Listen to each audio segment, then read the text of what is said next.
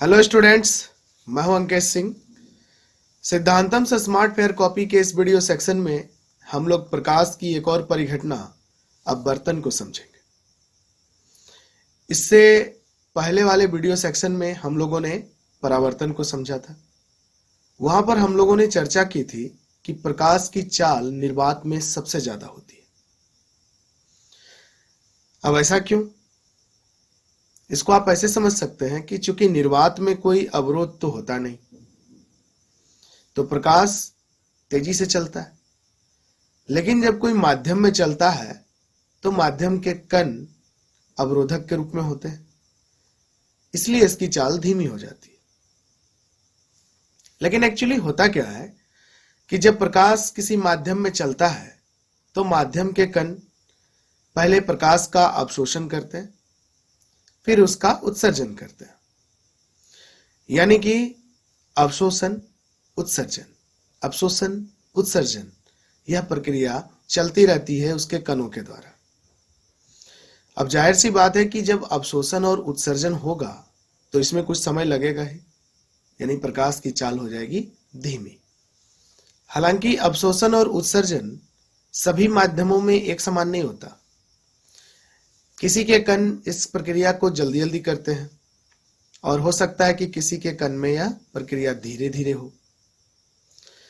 तो जिस माध्यम में अवशोषण और उत्सर्जन धीरे धीरे होता है उसमें प्रकाश को चलने में थोड़ा ज्यादा समय लगता है।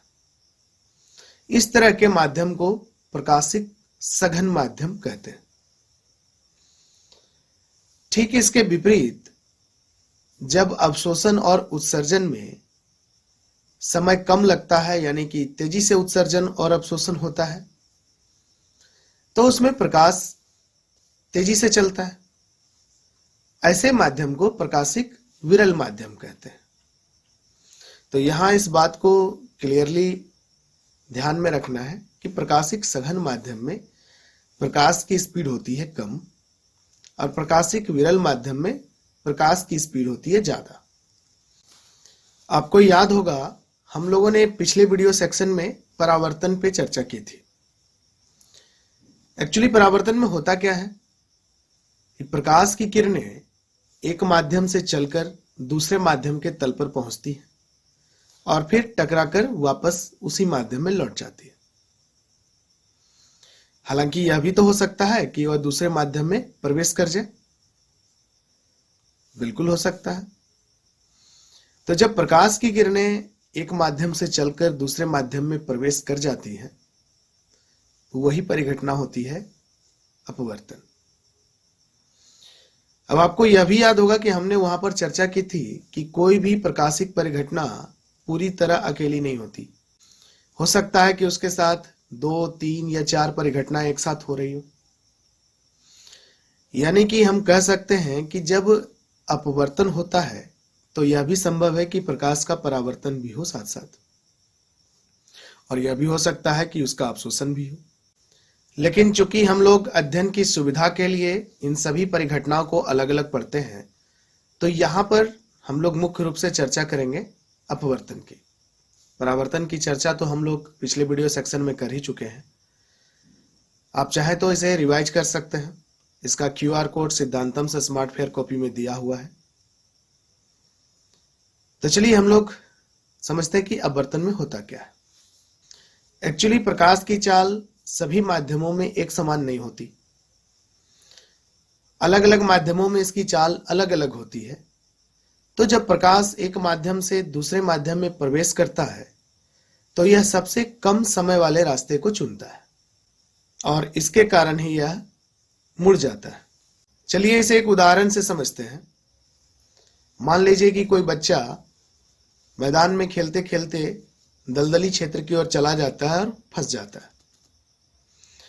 जब बच्चे के पिता की नजर उस पर पड़ती है तो वो उसे बचाना चाहते हैं। जाहिर है कि वह इसके लिए उस बच्चे तक जल्द से जल्द पहुंचना चाहेंगे। अब यहां हम लोग 3 रास्तों पर विचार करते हैं, रास्ता A, B और C, और देखते हैं कि इन तीनों में कौन सा रास्ता उनके लिए ज्यादा उपयुक्त है जो उस बच्चे तक उन्हें जल्द से जल्द पहुंचा दे। आप भी बताइए कि इन तीनों में कौन सा रास्ता उनके लिए ज्यादा सुटेबल होगा। चलिए इसे हम लोग देख ही लेते हैं।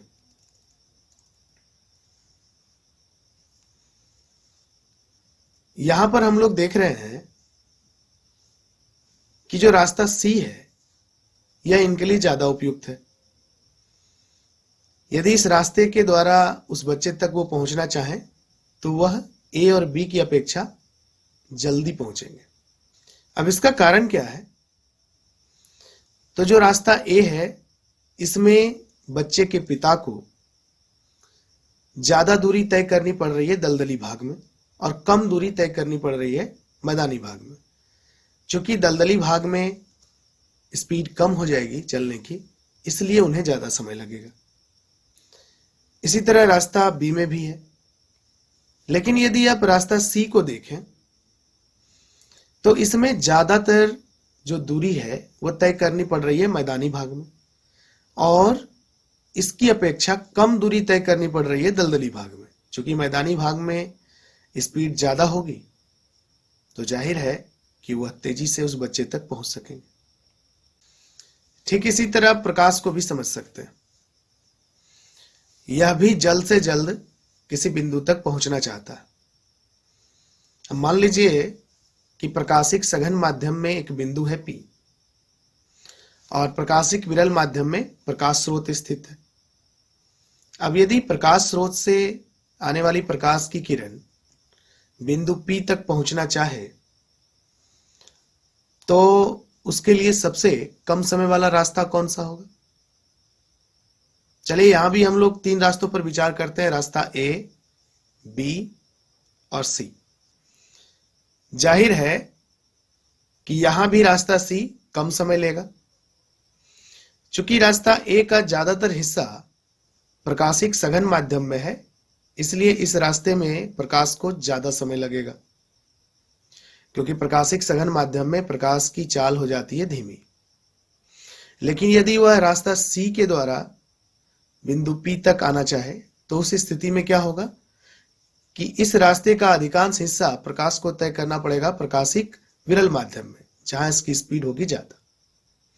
अब चूंकि प्रकाश जल्द से जल्द पहुंचना चाह रहा है बिंदु P तक, तो इस स्थिति के लिए रास्ता C ही उपयुक्त है। चलिए इस बात को हम लोग एक और एग्जाम्पल से और ज्यादा स्पष्ट करते हैं। मान लीजिए कि कोई कार पक्की सड़क से कीचड़ वाली सड़क की ओर आ रही है। जैसे ही कार दोनों सड़क की सीमा पर पहुंचती है तो इसका जो पहिया पहले कीचड़ में प्रवेश करता है वह धीमा हो जाता है, लेकिन जो पहिया अभी भी पक्की सड़क पर है उसकी गति तेज रहती है। ऐसी स्थिति में क्या होता है कि कार मुड़ जाती है। ठीक इसी तरह जब प्रकाश विरल माध्यम से सघन माध्यम की ओर प्रवेश करता है तो यह मुड़ जाता है।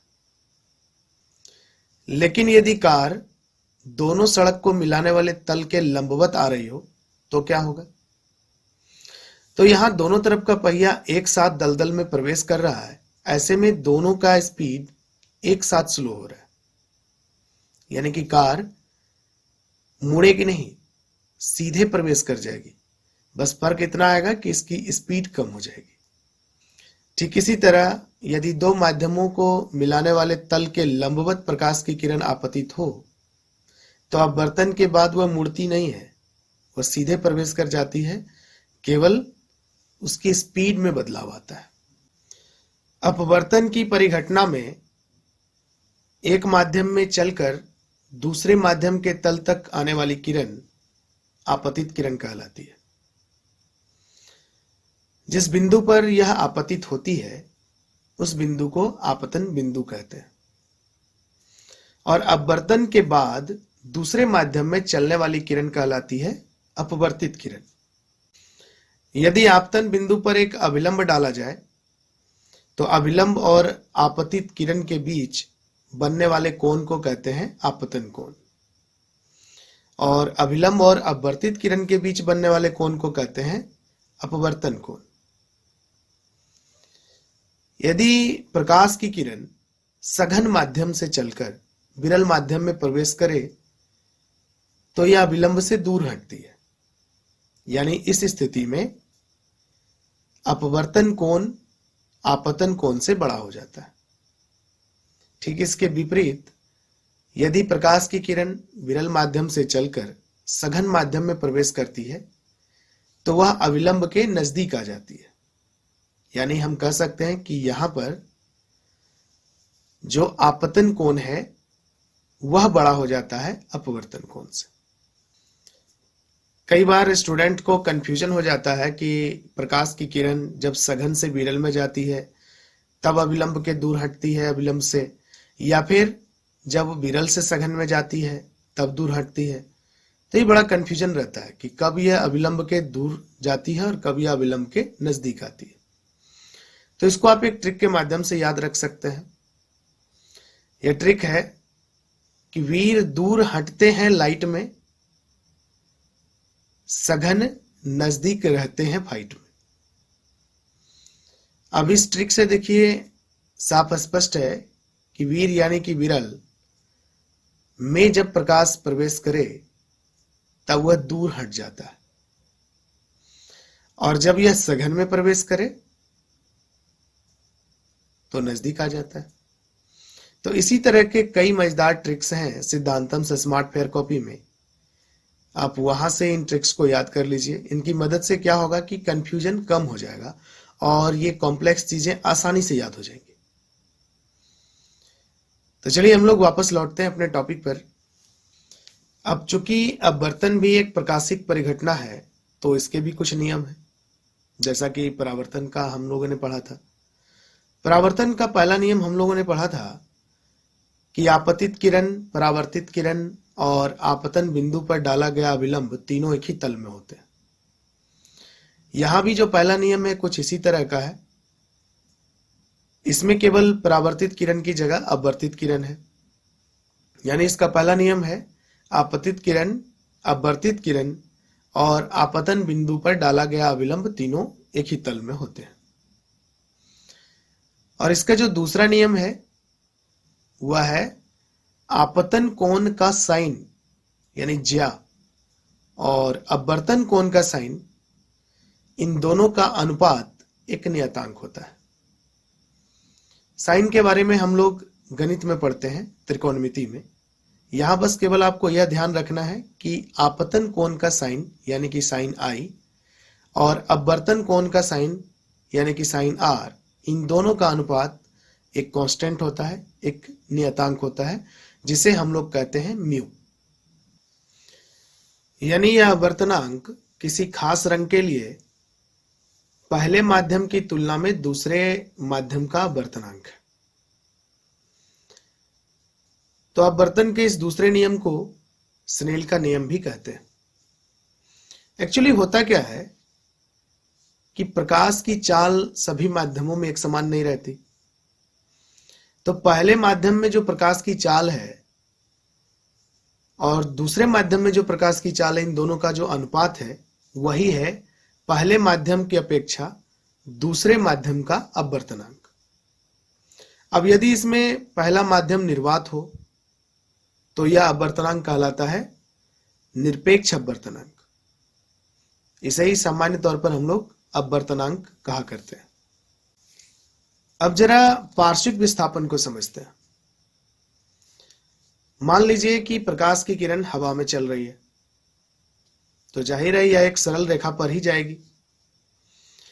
अब यदि इसके रास्ते में एक कांच की सिल्ली आ जाती है तो होता क्या है कि प्रकाश की किरण पहले विरल माध्यम से सघन माध्यम में प्रवेश कर रही है, इसलिए यह अभिलंब की ओर मुड़ जाती है। फिर यह कांच में चलते चलते जब किनारे पर पहुंचती है तो एक बार और अपवर्तित होती है, यानी यहां पर यह सघन माध्यम से विरल माध्यम में प्रवेश कर रही है, इसलिए यह अभिलंब से दूर हट रही है। तो फाइनली जो हमें किरण यहां पर मिल रही है, हम लोग देख रहे हैं कि उसकी दिशा जो पहले आपतित किरण थी उसकी दिशा के समान है, लेकिन रास्ता एक नहीं है, रास्ते में थोड़ा सा चेंज हो गया है। तो यहां पर यह जो शिफ्ट नजर आ रहा है, यह जो चेंज नजर आ रहा है रास्ते में, इसी को कहते हैं पार्श्विक विस्थापन। ऐसा हो क्यों रहा है?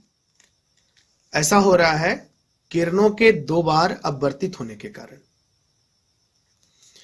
पार्श्विक विस्थापन 3 बातों पर डिपेंड करता है।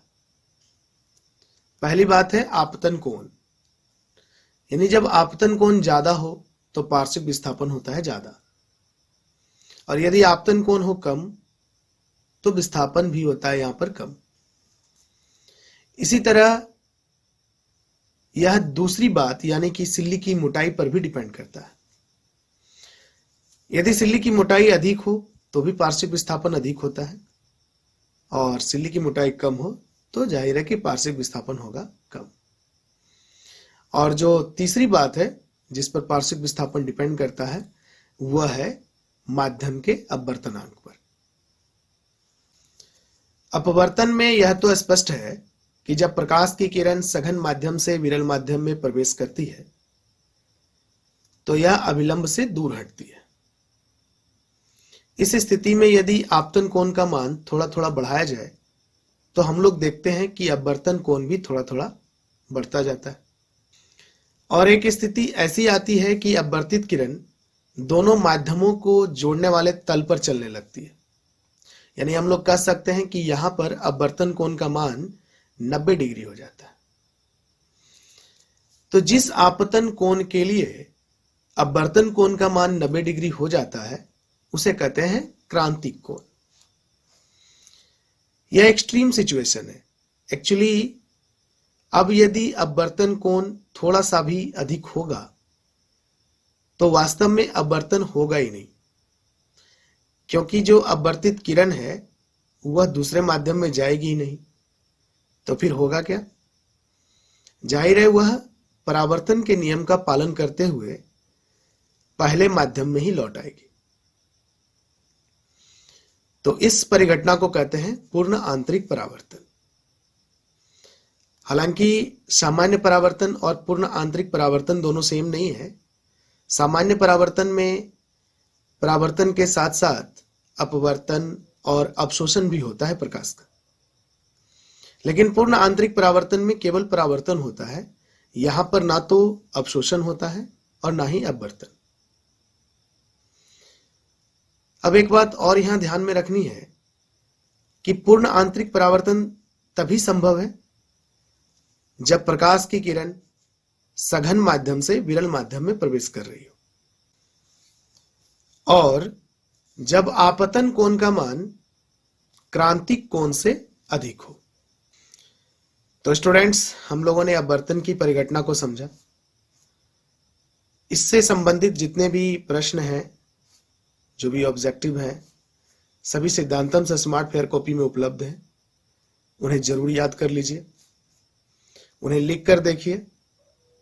और हाँ, सिद्धांतम से स्मार्ट फेयर कॉपी सामाजिक विज्ञान के लिए भी उपलब्ध है, उन्हें खरीदना ना भूलिए। उनके क्वेश्चन आंसर्स को भी याद करना शुरू कर दीजिए। Thank you.